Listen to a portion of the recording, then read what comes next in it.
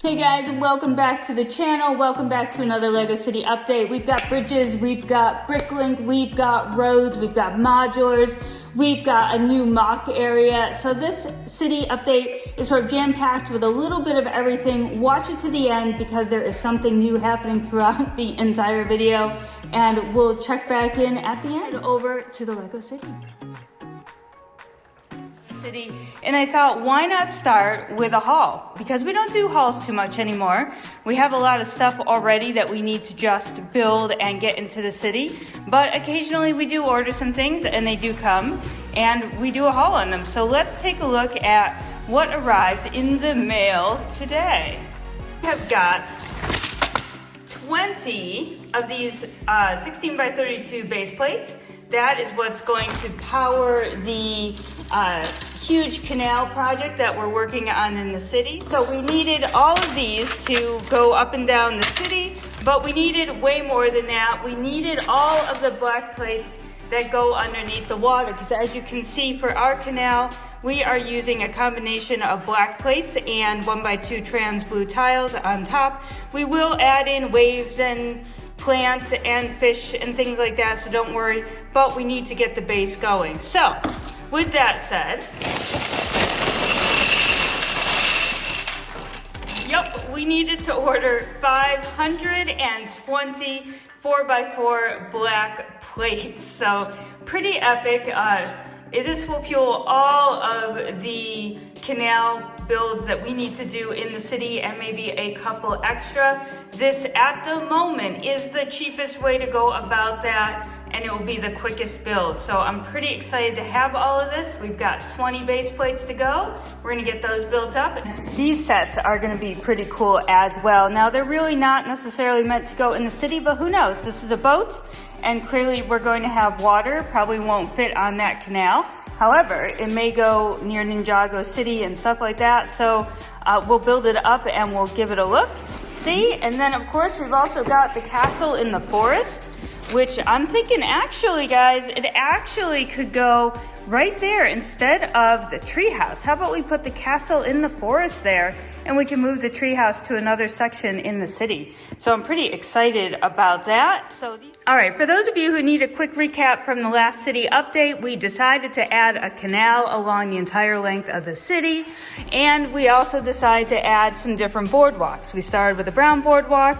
I realized I needed probably a little bit more of a fancier boardwalk when we entered the modular territory, which was over here.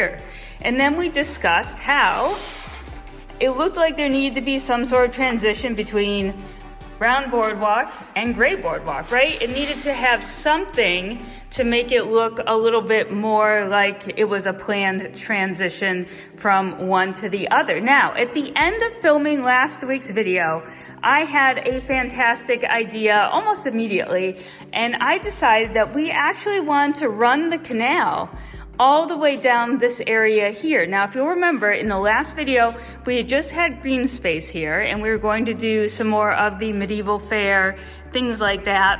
But I decided that we could easily run a canal with another boardwalk along each side here and more of a waterway here, and it would add so much awesome detail to the city. And we simply could push all of these down and add another green space in as well.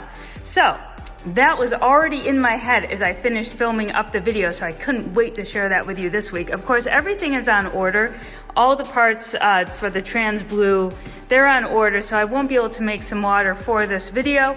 However, I got a comment from one of you guys who was thinking that a bridge would be a fantastic transition between both of the areas. And truth be told, I was already thinking about two bridges connecting the area, but I hadn't really thought about it as a bridge right here. So I felt like I had to go to work immediately on this bridge idea, and I had a few parts and pieces handy. Again, this is going to be my year of using what I have on hand, and that's exactly what I did. So this is a fantastic prototype. You know, I love my prototypes.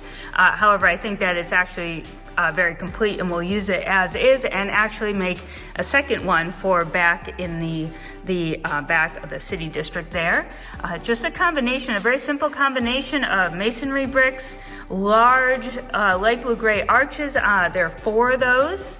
And then there are plates underneath these tiles here connecting them, 1x4s, 1x6s, and 1x2s for bricks to make stairs, some 1x1 cylinders and dots to create a handrail type thing. And then of course we have a lot of foliage and leaves using a combination of snot bricks.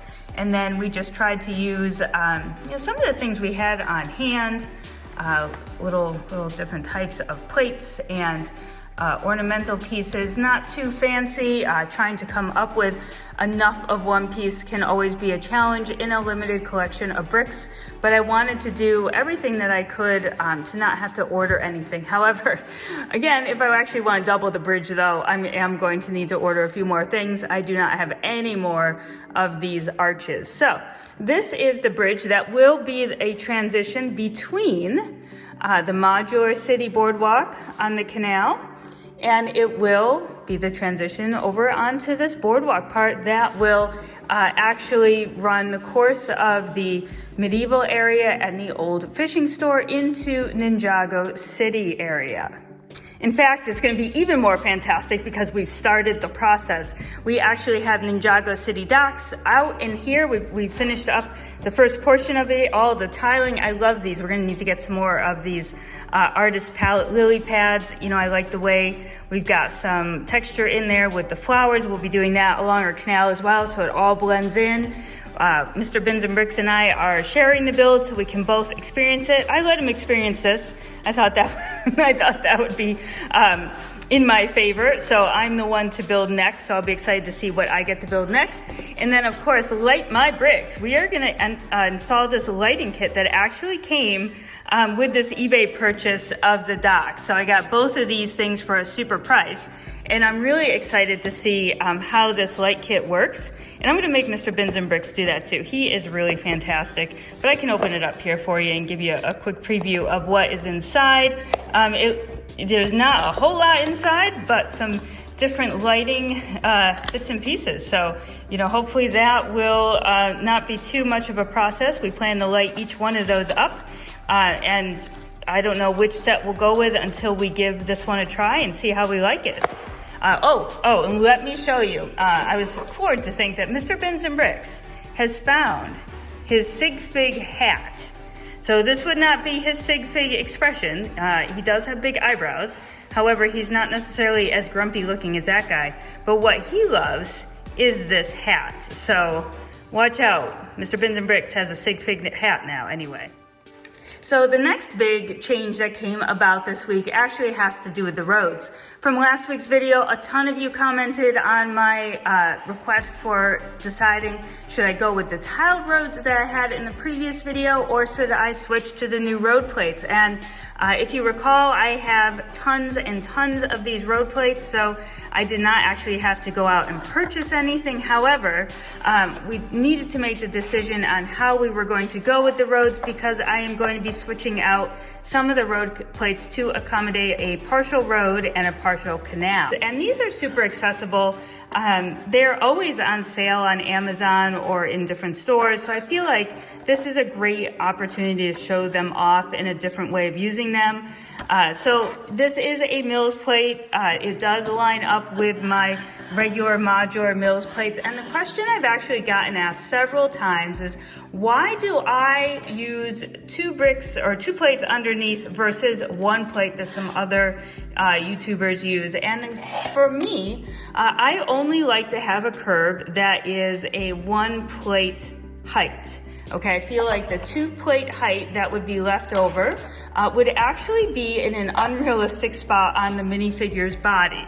So if you line up a minifigure, let's take this lovely woman for example here, and we put her down, you can see that that is a nice size curve in proportion to the minifigure. The update, I wanted to show you a new mock that I will be adding into our city layout. So what I'm actually doing is I'm taking some of these modulars, my custom modulars, A couple of these are rebrickable builds, but I am going to be reimagining them to fit them into the city. And this is the first one that I worked on over the last couple days.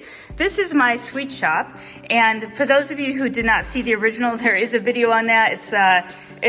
This was one of my first mocks, probably my second mock that I did of a modular building. So it was time to reimagine it to fit it into the city a little bit better. I wanted to mix in my love of bright colors for a Lego set with sort of the old school ornate detail and sort of muted colors of the official Lego modular. The next set I'll actually be reimagining is the arcade right there. I think that would be a lot of fun to build it in the style of these two buildings right here and have a street that looks kind of like sort of like an old school, just an old school city street right here. I really like that look of those two together. And it is this building right here, this pizza shop building. Those are fantastic instructions to get a hold of, and I'll put the link in the description below, because this is a nice way, if you're new to mock making, to get some basic dimensions of a modular and go from there.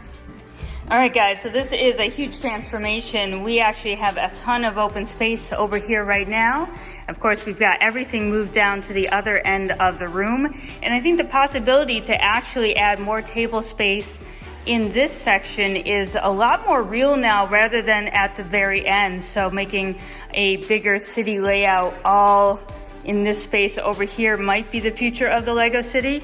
I don't know, what do you think, Mr. No, Mr. Binzenbrigg says no. However, he doesn't actually have the final say, so he just has to put them together. But it is a good possibility that if we extend out this way instead, we could potentially fit a train back into the layout. However, that's in the very distant future. Right now, what we've got set up is a very good mock and detail building space. We have a lot of details we want to add to the city, and we have a lot of mocks that we want to add and work on and redo. So this is a fantastic space for being able to be surrounded by the Lego pieces that you need while you're at your building table. It looks like it's going to be a lot more efficient, and I can't wait to get started doing some more of my reimagining of my city buildings over there. So that is it for the room update portion of this video.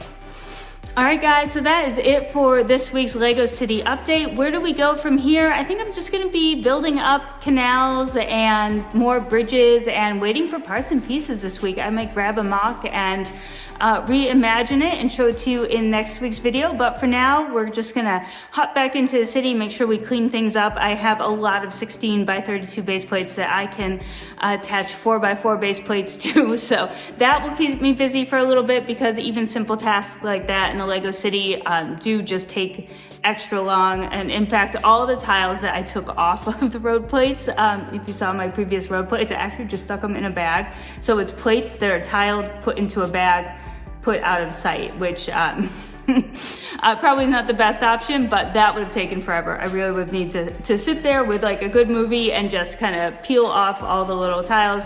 So in the effort of saving time and making everything look a lot neater, I just stuck them in a bag and stuck them in that trolley over there. And one day we'll deal with it when we need all of the plates, because those are excellent building plates for mills. So guys, that is it for this episode of the Lego City Update. I hope you found something interesting.